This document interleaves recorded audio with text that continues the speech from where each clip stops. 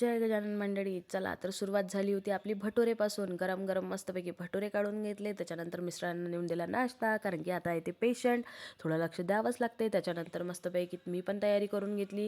हृदयला आणायचा वेळ झाला होता. त्याच्यानंतर आम्हाला पण दवाखान्यात जायचं होतं. हृदयला घरी घेऊन आली, त्याची तयारी करून दिली. त्याच्यानंतर मग आम्ही निघालो लगेच स्टुडिओमध्ये जायला, कारण की आम्हाला तिथून घ्यायचा होता, काढायचा होता फोटो. आणि बघा आता मी थोड्या वेळा स्टुडिओमध्ये पोहोचतो. हे बघा हृदय समोर. आता तुम्ही म्हणाले इथे कशाला गेले फोटो काढायला? आम्हाला पाहिजे होती एक प्रिंट फोटोची, ते लावायची होती आम्हाला फॉर्मला, कारण की तिथे एक फॅमिली फोटो पाहिजे होता. त्याच्यानंतर आम्ही तिथे बसलो थोडा वेळ, फोटो वगैरे त्यांनी आम्हाला प्रिंट दिली लगेच, आणि आम्ही निघालो तिथून जायसाठी. त्याच्यानंतर हृदयच्या चालू होतं लंबी गोष्टी. गाडीवर बसल्या म्हटलं बाबू चल बस, आता फेकू नको, चल पटकन. तिथून निघालो आम्ही लगेच जायसाठी.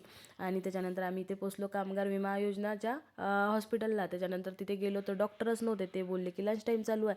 मग आम्ही थोडा वेळ तिथे बसलो, त्यांचा वेट केला, आमचं काम वगैरे आटपून घेतलं. आणि इथे होणार होत्या यांच्या सुट्या लागू.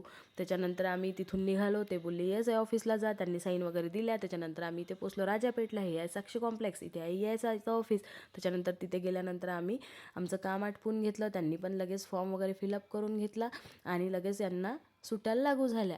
आणि त्याच्यानंतर मग आम्ही तिथून निघाल्यानंतर हृदयचं म्हणणं होतं की आता मला काहीतरी खायचं आहे. म्हटलं चल बाबू, तुला देतो समोर काहीतरी खायला. आता तर बाहेर आल्यावर काही ना काही तर मागणार तर आहेच, लेकराची जात आहे, चल म्हटलं. मग आम्ही त्याच्यानंतर मग गेलो ज्यूस सेंटरला. ज्यूस सेंटर बंद होतं, तर मग बदाम शेक प्यायसाठी गेलो. आम्ही बदाम शेक घेतलाही होता. म्हटलं खाओ पिओ ऐश करो मस्तपैकी.